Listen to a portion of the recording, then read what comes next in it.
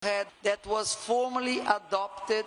We had 30 endorsements to these from different countries, among countries and organizations, that was led by the Brazilian government, UNIDO, and another 30 countries. This will help the transfer of technology, sustainable supply chains, and South-South collaborations to accelerate the decarbonization of manufacturing, especially in developing countries.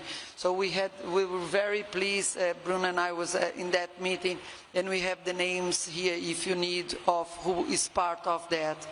We also had the high-level ministerial for novel approach on transitioning away from fossil fuel. There was a global stock take mention on that. Later today we'll have the future of energy in shipping. This is a key topic, as you know, that has been debated on shipping, and today we'll have the future of energy in shipping, the pathway to net zero. And finally, one of the events that we had today, and also a plan, is the high-level ministerial on accelerating actions on grids and storage that will drive new commitments to boost investment, planning and policy solutions for electricity networks, energy storage, advancing what we put it as in our action agenda.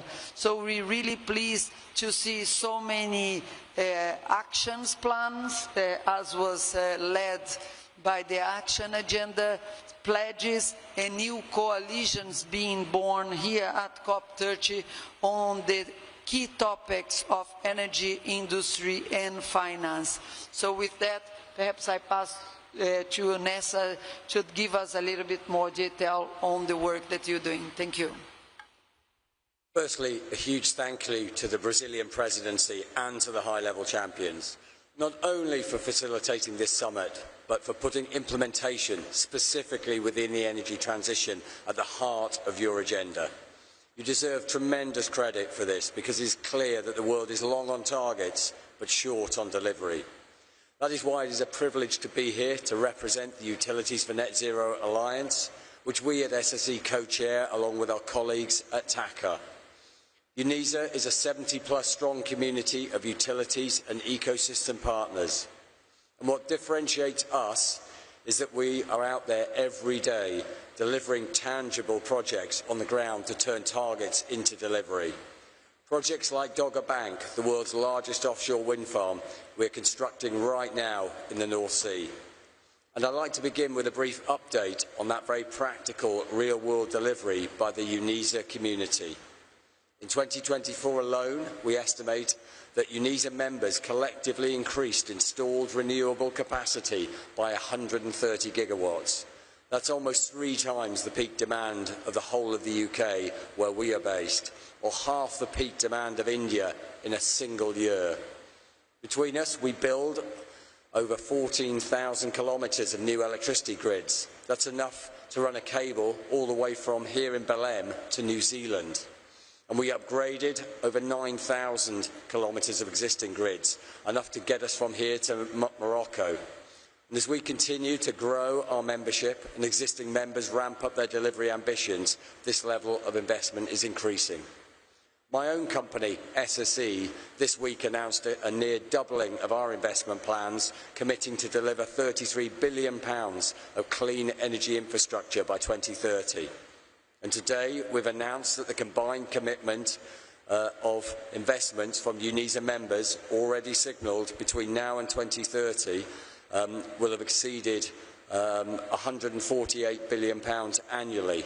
And this will see the cumulative investments in clean energy infrastructure since the formation of UNISA surpass $1 trillion by 2030. This is how we turn policy into progress. It means UNISA members are on track to achieve a trebling of our renewables capacity by 2030, in line with the tripling commitment established at Cop28. We should be proud of this commitment, but also we need to be absolutely clear this is nowhere near enough. $1 trillion by 2030 is fantastic, But to put that in context, it is less than a tenth of the total investment that will be needed to hit the world's energy transition goals. So accepting that we can't do it all alone, it's important that UNISA works to unlock wider investment. This is why we've been delighted to support the Green Grids Initiative, the high-level champions and the COP presidency in their efforts to drive endorsement from green finance providers for the grid financing principles launched in New York in September. We know that developing economies continue to face barriers to delivering cleaner power, particularly when it comes to assessing financing for grids. This means progress is being concentrated in Asia, Europe and North America, and that has to change.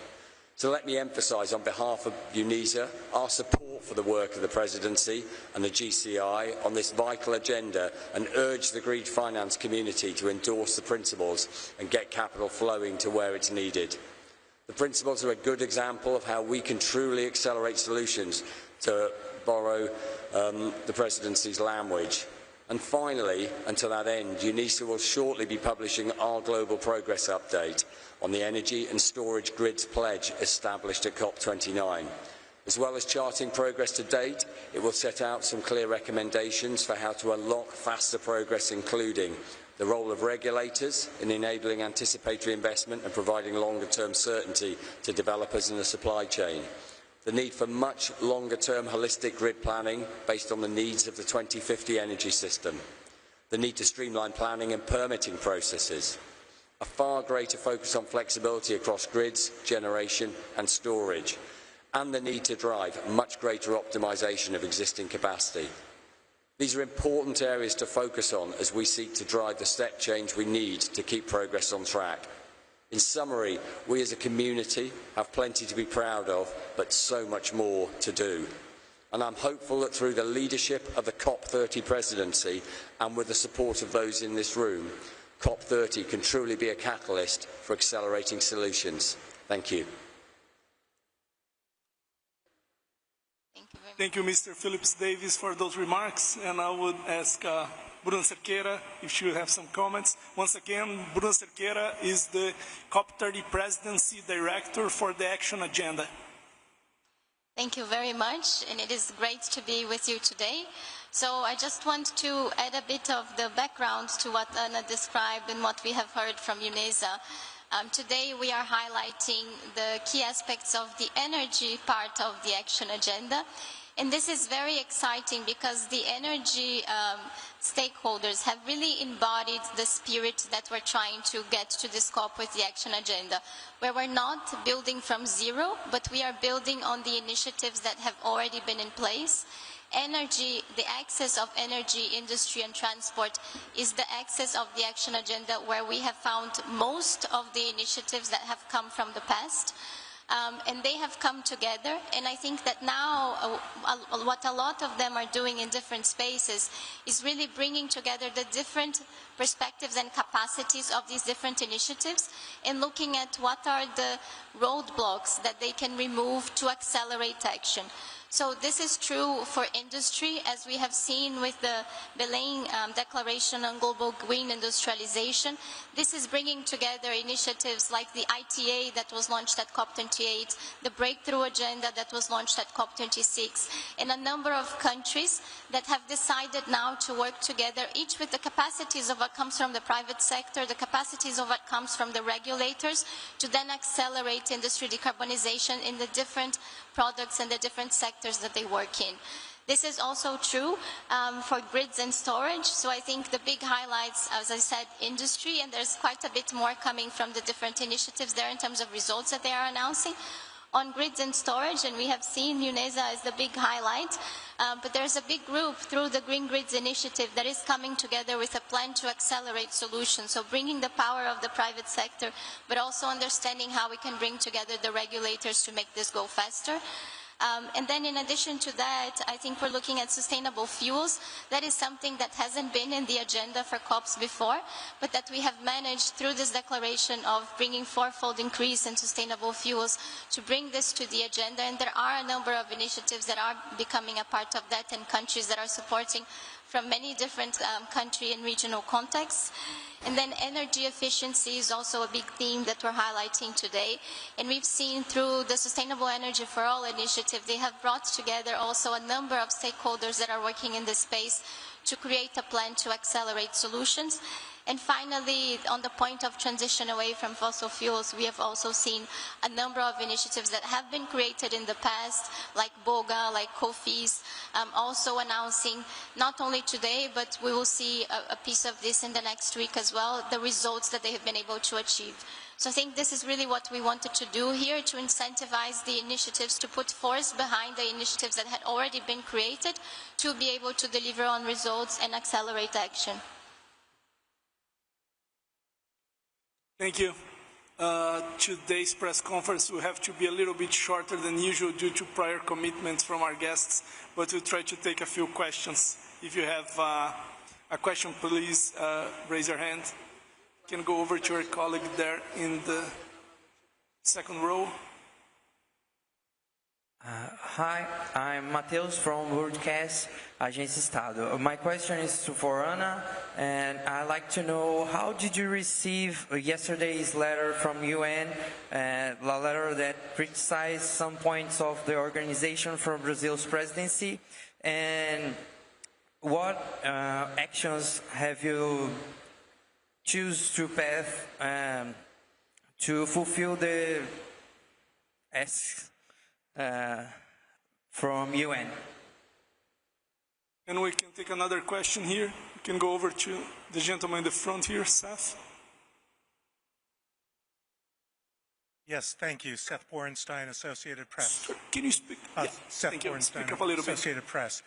For Ana Tony, this was supposed to be the COP that empowered and celebrated indigenous people, yet you've had two major disruptions in 4 days, and with indigenous people feeling not empowered. Can you explain what you think the COP presidency has not done here, and what are you planning to change because of this? Thank you. Thank you for those two questions that had nothing to do with what we talked about energy industry going forward, but obviously we're happy to answer them.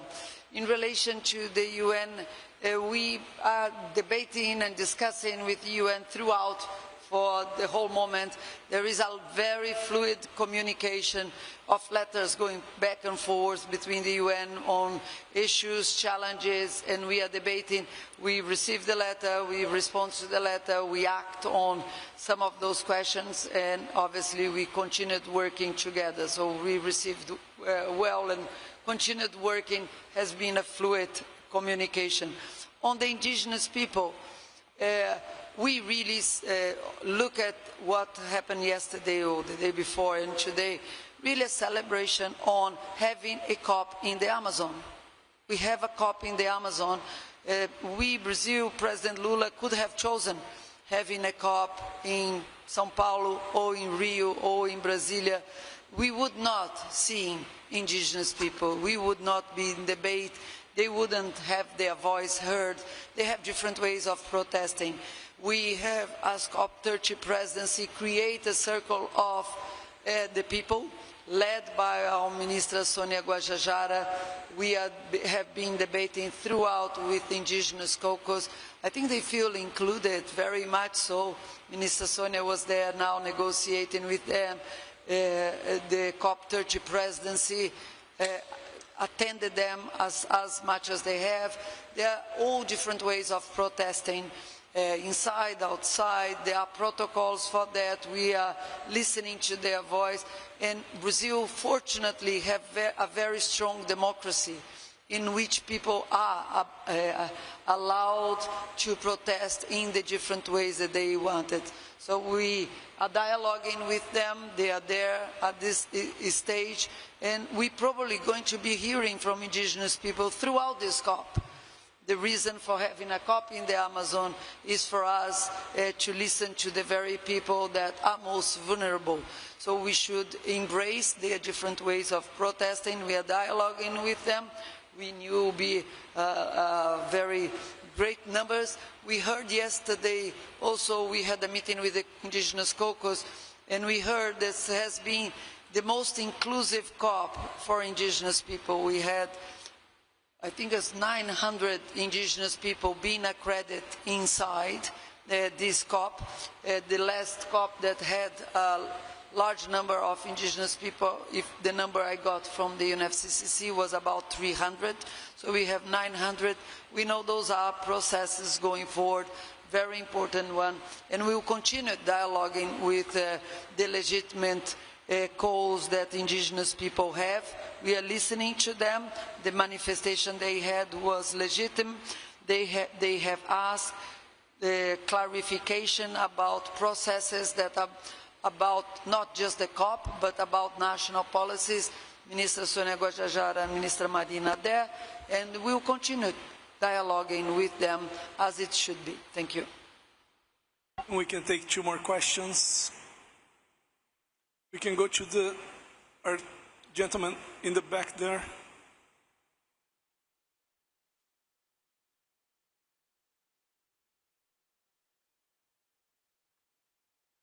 Matteo Civiliani, Climate Home News. My question is on the pledge to quadruple sustainable fuels. You said more countries have joined. Which countries are those? And are there any concrete steps already that have been agreed or that are being discussed, and what are those in case? Thank you. We can take another question. Go over to here, second row. I'd like to, my name is Claudia Antunes. I work for Sumauma, a Brazilian website. I'd like to ask Mr.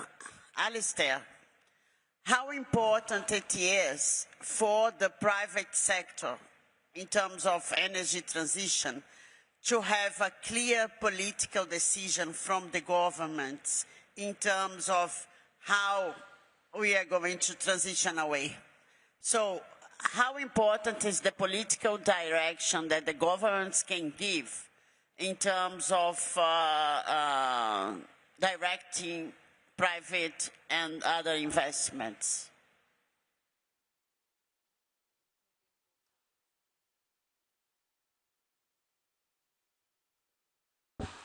All right, I'm happy to start with the sustainable fuels question. So we now have 23 countries as part of that. The list is Andorra, Armenia, Belarus, Brazil, Cabo Verde, Cape Green, is that how? Canada, Chile, Guatemala, Guinea, India, Italy, Japan, Kenya, Maldives, Mexico, Mozambique, Myanmar, the Netherlands, Panama, North Korea, Sudan, UAE, and Zambia. Those are the countries that have so far endorsed the 4 times increase in sustainable fuels. And there is, attached to the declaration, there is a plan to accelerate solution that is connected to that. So this is a format that, that the initiatives have used as part of the action agenda this year, which includes at the top a diagnostics about what is happening with sustainable fuels at the moment and what is stopping them from accelerating, and then actions that are specific to what they're going to do next. The plan is available online. It is on the NASCA portal, the Global Climate Action portal, but it basically includes actions related to demand creation for sustainable fuels, transparent carbon accounting, infrastructure development, and trade corridors. Okay, thank you very much for the question. Energy policy, I think, is absolutely critical to driving where the private sector goes in terms of investing. It's absolutely critical. Essentially, energy is a huge political issue if it's not dealt with appropriately. If you get blackouts in countries, if you don't have power being made available, then that rapidly becomes a matter for politicians because it's a matter for voters, and we've seen that time and time again. I think it's important that governments try and and set targets. And I think it's also important that they set out particularly plans for where they want to see investment. If you leave things purely to the market, you will end up with issues that we've seen throughout the world. You can see them at the moment to some extent in the US, where they've got a bit of a jump in terms of what they need in power, but they've got a lot of people scrambling around trying to figure out how they're going to satisfy the power needs there. What we've seen, and particularly in the UK and parts of Europe, there has been strong political leadership. People have set out things like plans for networks so we can do anticipatory investment. We have to remember that the supply chains take a long time to build, and in addition, many of these assets can take an even longer time to build. You know, even from the start, building things like the biggest offshore wind farm in the world, the Dogger Bank, will take us 4 years. The planning process before that was probably close to a decade. So having clear political steer, having a clear political will, having plans brought forward creates the right environment to bring forward the investment, and to do that in the most cost-effective way for the public. And the public, at the end of the day, do want to see cost-effective delivery and ultimately low tariffs. Thank you. Like I said, we're very pressed for time today. Maybe we can squeeze in one last question here for the gentleman in the first row.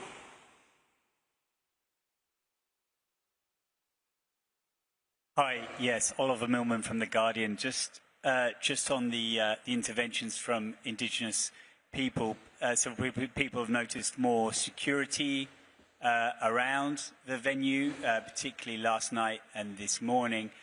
What can we expect in terms of the security presence in the light of the concerns raised by the UN about security, and how you balance that with people's right to protest and access these talks? Could you just talk through how that balance will be played out in the rest of the COP?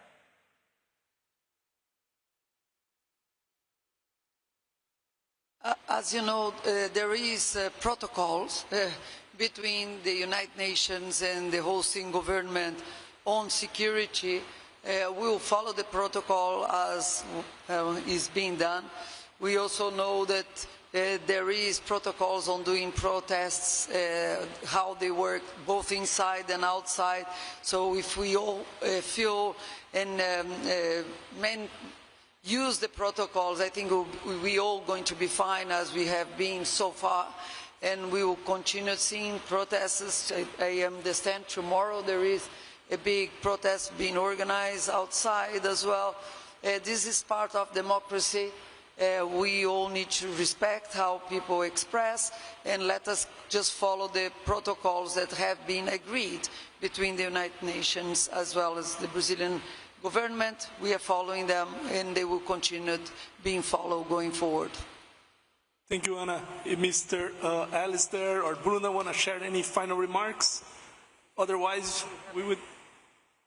Okay, so briefly, closing remarks on this. I think essentially on behalf of UNISA, what I'd like to say is, again, thank the presidency for everything that they've done here. Be very, very clear that what we want to see going forward is this focus on actually delivering what can be there, and therefore whatever governments, whatever the presidency can agree with the many nations represented here will give us a clear view of what we need to do. And talking about that political view that we got the question earlier, having that political view from all the nations will empower us to go and make sure that we take that $1 trillion+ we've announced today and make it a much bigger number in the future. Thank you. Thank you. This concludes our press conference. I'd like to thank you all for joining. Thank you.